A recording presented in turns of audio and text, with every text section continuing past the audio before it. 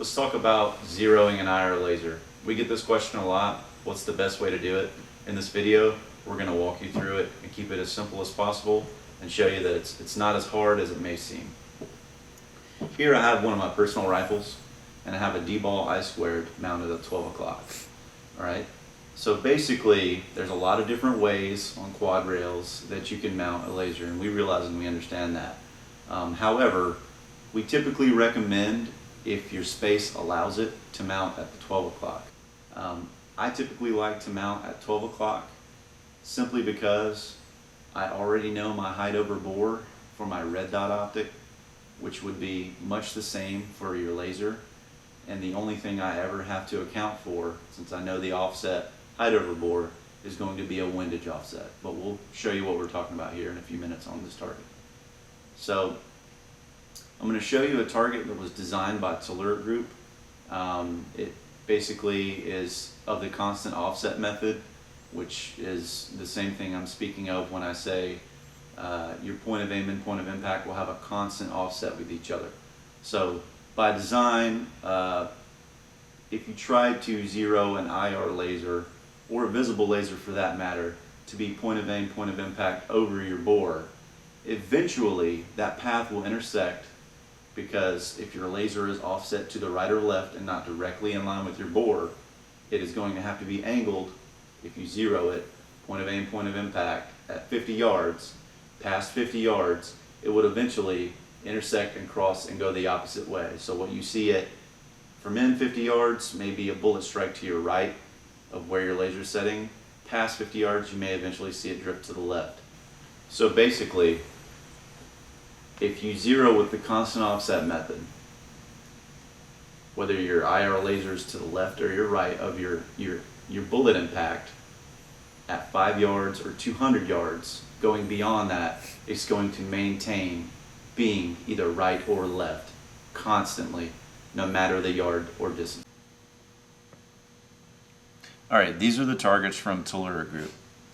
These two in particular, this is for the D-ball I-squared, and this is for either a PEC 15 or a PEC 15 alpha. It'll work for either. So the instructions are all at the bottom, but I'll kind of give it to you in layman's terms. And these will be for sale on the website soon, so we'll put a link at the bottom of the video so you can check them out.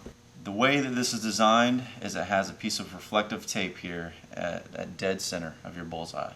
So when you're at 25 or you're 50 under nod, you should know that you're holding dead center when you get a large splashback from this reflective tape.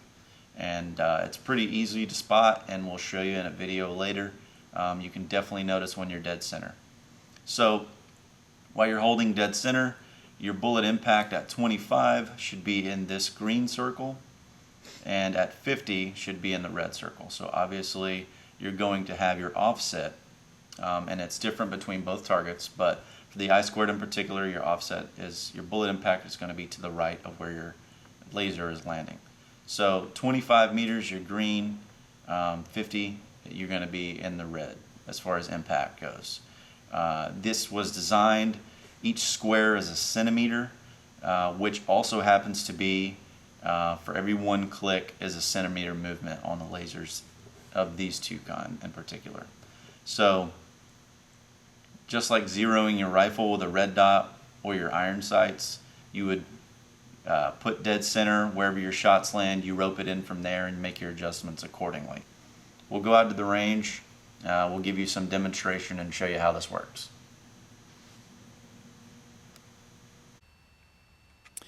Okay guys, we have loaded and made ready, and now I'm going to demonstrate, just kind of walk you through it, what it looks like when that laser strikes that glint tape, and how you need to zero.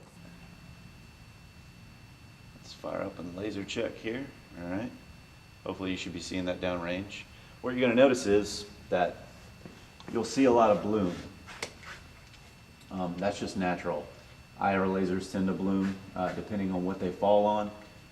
For pieces of paper and stuff like this, you're going to see more bloom than most. Now what you're going to be able to tell a difference between, though, when you're zeroing on these targets in particular, is when you actually get that laser on that piece of glint tape and it actually really starts to shine and get bright. It'll get super bright for you. And I don't know if you guys can see that, but I certainly can see it over here, and I'm hoping you guys can see it.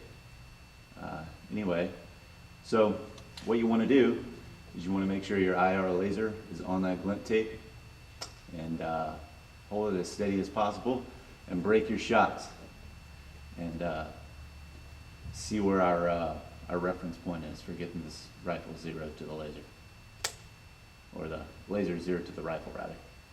All right, going hot. All right, let's see where our shots landed from our first pattern here. Okay, so it looks like we are, as far as elevation goes, we're a little high. Our windage offset is about where we want it to be, so in this case I'm just going to make changes to the actual elevation, and I'm going to bring it down the appropriate amount of clicks, which are outlined at the bottom here, and kind of rope it in. Okay guys, it looks like from my previous shot string to now, this is pretty good.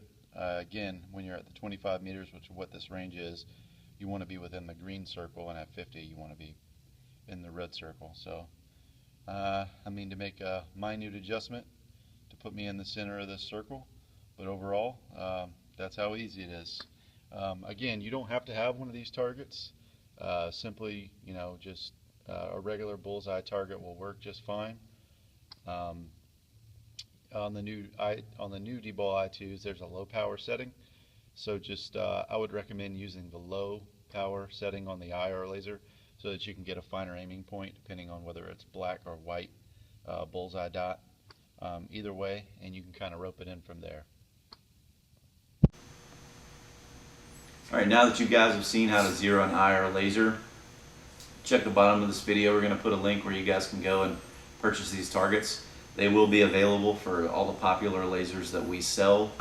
So whatever your current setup is and whatever you're used to doing, we'll have a target for you there provided by TUMBLR Group.